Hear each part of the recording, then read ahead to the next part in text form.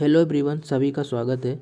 आज हम जो वास्तुनिष्ठ उत्तर प्रदेश विशेष जो जनरल स्टडीज़ की बुक आती है यूथ पब्लिकेशन को कवर करने वाले हैं। तो हम मेनली फोकस करेंगे कि आपका जो जीएस वाला पोर्शन है वो भी स्टैटिक्स वाला ना वो अच्छे से हो जाए, मजबूत हो जाए। तो ये बुक हमने क्यों सेलेक्ट किया है, क्योंकि जो UP PCS, UP triple SC, RRB के जो परीक्षा होते हैं उसके सारे प्रश्न इस बुक में बहुत अच्छे से सॉल्व किए गए हैं। तो आपको अलग अलग से पीवाईक्यूज़ नहीं देखने की ज़रूरत है। यदि आप इस बुक को कर लेते हैं तो बहुत अच्छे से कवर हो जाएगा। ठीक, तो बिना समय गंवाए हम चलिए इसको स्टार्ट करते हैं। थोड़ा सा ब्रीफ इंट्रोडक्शंस के निमित्त हम आपको बता देते हैं कि इसमें यूपी पीसीएस के 23 एग्जाम्स के जो क्वेश्चन पेपर हैं वो लगभग 190 प्रश्न पत्र इसको शामिल किए गए। इसमें यूपी ट्रिपल एससी आयोग जैसे जितने भी एग्जाम्स कराती है, लगभग 28 एग्जाम्स, ठीक है, उसके सारे प्रश्न इसमें शामिल किए गए। और ये बुक जो है वो एकदम लेटेस्ट है, 2024 एडिशन है। ठीक, देखिए, और जो सारे प्रश्न हैं इतने प्रश्न पत्रों के, वो बहुत अच्छे से क्रम वाइज, एक टॉपिक वाइज पूरे अच्छे से सजाया गया। ठीक, एकदम लेटेस्ट बुक है। आप इसको यहाँ पे देख भी सकते हो कि जो उत्तर प्रदेश का जनगणना 2011 वाला इसमें शामिल है, वही पूछा भी जा रहा है अभी तक। और बजट जो है 2024-25 वाला इसमें पूछा जा रहा है। आप इसको देख सकते हो कि कोई ओल्ड एडिशन वाली बुकें नहीं है। ठीक, देखिए, आर ओ की, पीसीएस की, एई की परीक्षा जो अभी होने वाली है उसके भी प्रश्न इसमें शामिल होंगे। और सबसे महत्वपूर्ण, जो इलाहाबाद हाई कोर्ट वाले जो बच्चे हैं, अभी पेपर लगा हुआ है, उनके भी 2011 से 22 तक जितनी परीक्षाएं हुई हैं वो भी प्रश्न इसमें शामिल किए गए हैं। ठीक, तो मेनली हिंदी मीडियम में कोर्स होगा, हिंदी मीडियम में ही व्याख्या किया जाएगा।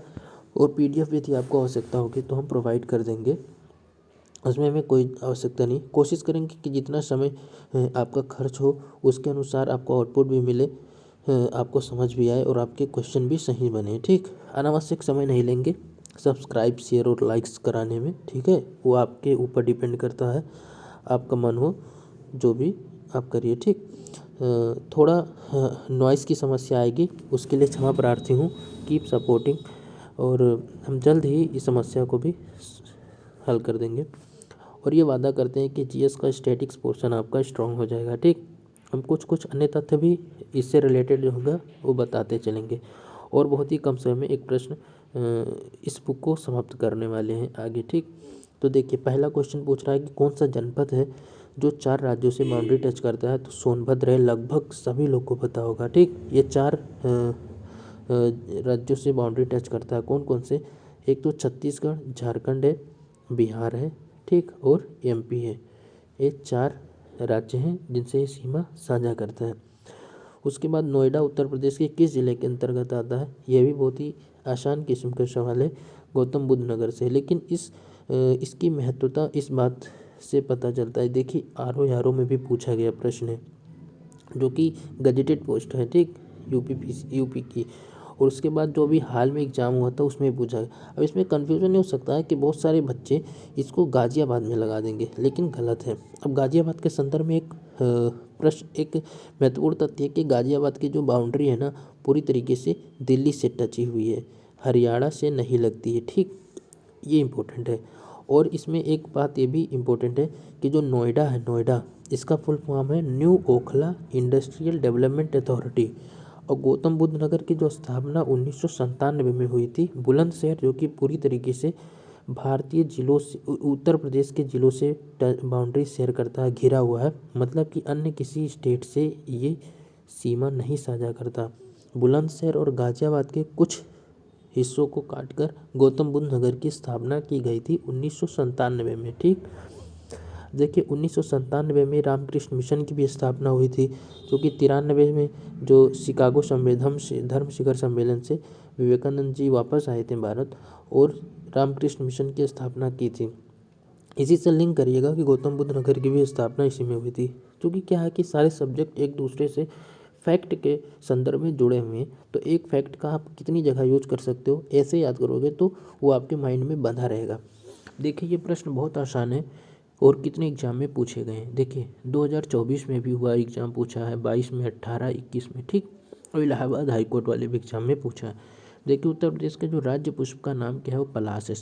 सभी लोग जानते हो, लेकिन मैं इस बात पे जोर दूंगा कि आप उत्तर प्रदेश का जो राज्य पुष्प है उसका वैज्ञानिक नाम याद रख लीजिए, ब्यूटिया मोनोस्पर्मा है। ठीक, इससे एक प्रकार के रंग बनाए जाते हैं, प्राकृतिक रंग, जो रंग त्वचा को नुकसान नहीं पहुंचाते हैं। ठीक, अब अगला क्वेश्चन नंबर 4 है कि जो 82.5 डिग्री पूर्वी देशांतर रेखा है उसको भारत का मानक समय माना गया है, कहाँ से होकर गुजरता है।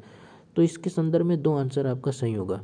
एक एक तो मिर्ज़ापुर, ऑप्शन में एक ही मिलेगा, लेकिन जो भी मिलेगा आप लगा दीजिएगा, मिर्ज़ापुर, और एक नैनी, इलाहाबाद के समीप नैनी और मिर्ज़ापुर।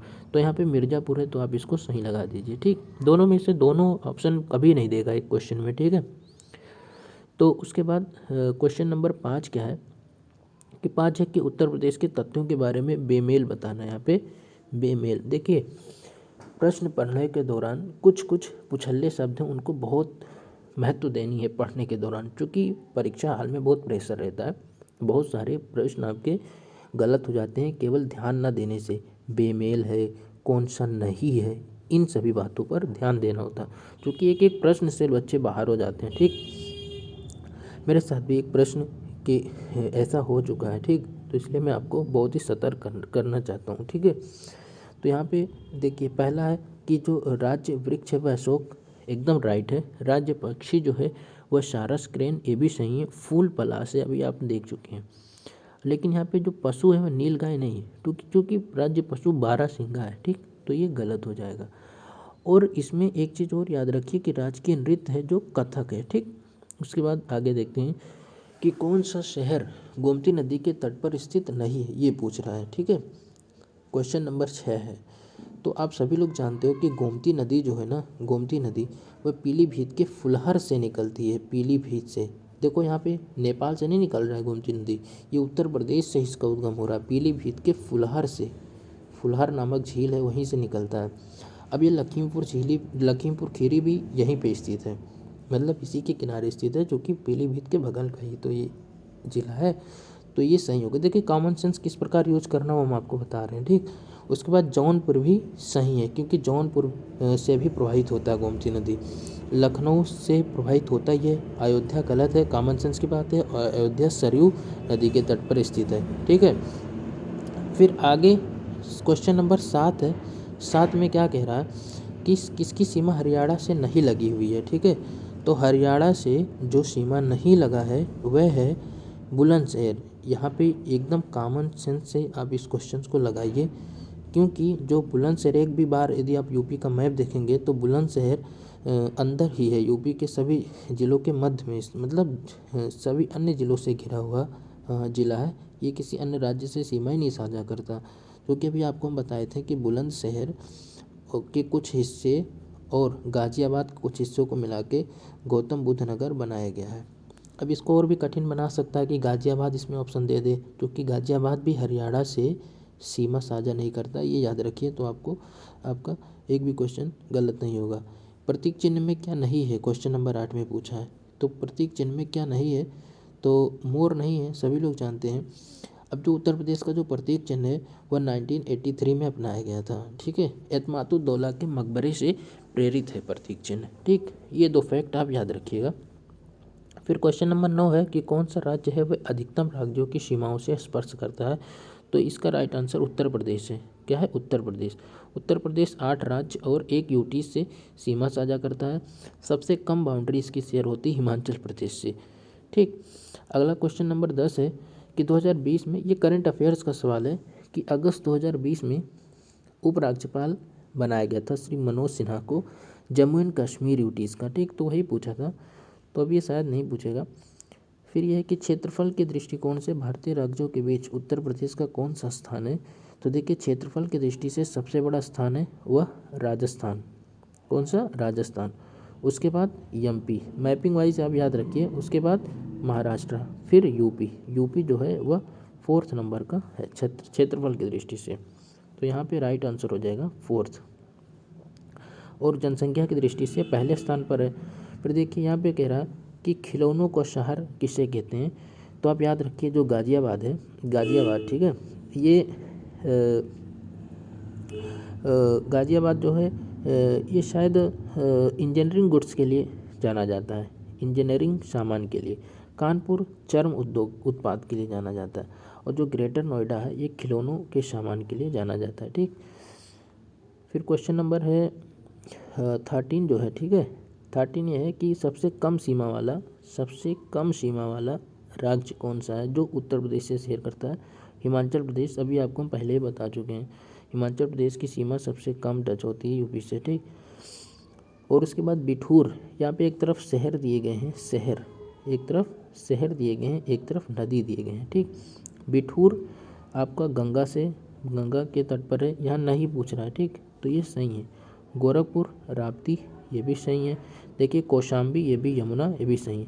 अब देखिए यहाँ पे जौनपुर और सई बेमेल है। ठीक, जौनपुर गोमती, ठीक, और सई जो है वह प्रतापगढ़, याद रखिएगा, सई जो है वह प्रतापगढ़ से संबंधित। ठीक, सई रिवर के तट पर प्रतापगढ़ स्थित है, बहुत बार पूछा गया भी प्रश्न।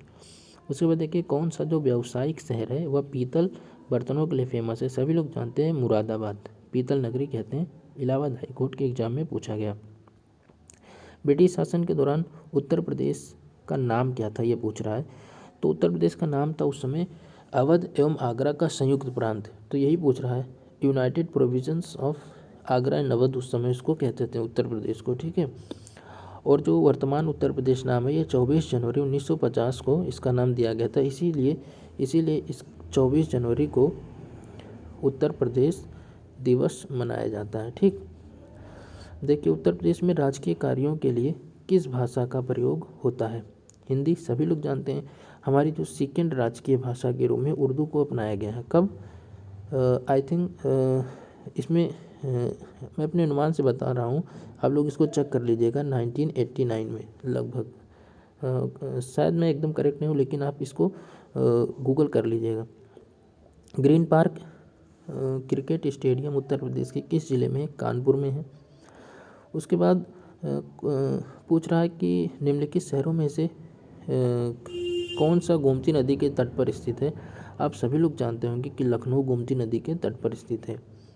ठीक, देखिए मथुरा यमुना नदी के तट पर स्थित है, आगरा यमुना नदी के, वाराणसी गंगा नदी के। ठीक, फिर क्वेश्चन नंबर 20 है कि उत्तर प्रदेश के पहले गवर्नर कौन थे। तो पहली गवर्नर सरोजनी नायडू जी थी। ठीक, इन्हीं को पहले गवर्नर के रूप में नियुक्त किया गया था। एंड उसके बाद क्वेश्चन नंबर 21 है कि उत्तर प्रदेश की विधानसभा में कितने सदस्य हैं।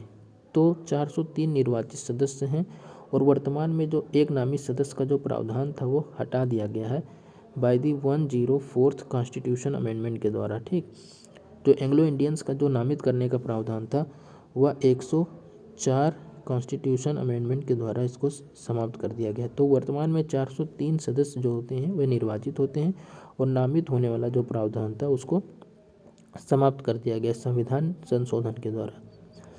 फिर यहाँ पे बात करते हैं, थोड़ा सा और कुछ जानकारी ले लेते हैं।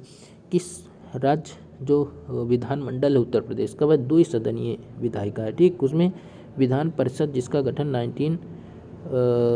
1937 में किया गया था, राज्य विधान परिषद का गठन, इसमें 100 मेंबर होते हैं। ठीक, उत्तर प्रदेश से लोकसभा सीट जो है वो 80 है, राज्यसभा सीट जो है वह 31 है। ठीक, ये 3 फैक्ट इंपॉर्टेंट है, आप याद रखिए। फिर देखिए जो 22 है ना क्वेश्चन नंबर, उसमें पूछ रहा है कि गोविंद बल्लभ पंत के बारे में कौन से कथन सही हैं। ठीक, तो सब लोग जानते होंगे कि उत्तर प्रदेश के पहले जो सीएम थे वे गोविंद बल्लभ पंत थे। ठीक, उसके बाद क्वेश्चन नंबर 23 है कि उत्तर प्रदेश की सीमा किन से टच होती है। ये पेयर्स ऑफ स्टेट्स हैं। ठीक है, तो आप इसमें से एलिमिनेट टेक्नोलॉजी से इसको आप लगाइए कि एलिमिनेशन कैसे लगाएंगे। पंजाब नहीं टच करता। ठीक, पश्चिम बंगाल नहीं टच करता, पंजाब नहीं टच करता, बचा ये। इस प्रकार आपके 20 से 25 सेकंड एक प्रश्न में बच जाएंगे, तो आपको आगे काम आ सकते हैं। फिर देखिए भारत की सांस्कृतिक राजधानी किसे कहते हैं। सब लोग जानते होंगे कि वाराणसी। ठीक, अच्छा क्वेश्चन है। फिर उसके बाद 25 नंबर जो प्रश्न है वह पूछ रहा है कि बंगीरा पर्वत शिखर पर कौन सा किला स्थित है। तो रानी झांसी का जो किला है वो बंगीरा पर्वत शिखर पर स्थित है। इसको आप इम्पोर्टेंट याद रखिए। 25 प्रश्न हमारे हो गए और सारे प्रश्न देख लीजिए इलाहाबाद हाई कोर्ट के एग्ज़ाम्स में पूछे गए हैं। तो यही वालों को जो इलाहाबाद हाई कोर्ट का एग्ज़ाम है उसी को मैं फोकस कर रहा हूँ, इसलिए सारे प्रश्न देखिए इलाहाबाद हाई कोर्ट वाले पहले आए हैं इसमें, और वही प्रश्न हम करा रहे हैं। ठीक है, तो आप सपोर्ट करिएगा और आगे हम ऐसे ही 25 प्रश्नों की श्रृंखला लेकर आएंगे और भी अच्छे। इसमें कुछ जो सुधार करना आप सजेस्ट कीजिएगा, क्योंकि ये पहला वीडियो है और हम प्रयास करेंगे बहुत अच्छे कंटेंट को आपके समक्ष प्रस्तुत किया जाए। धन्यवाद।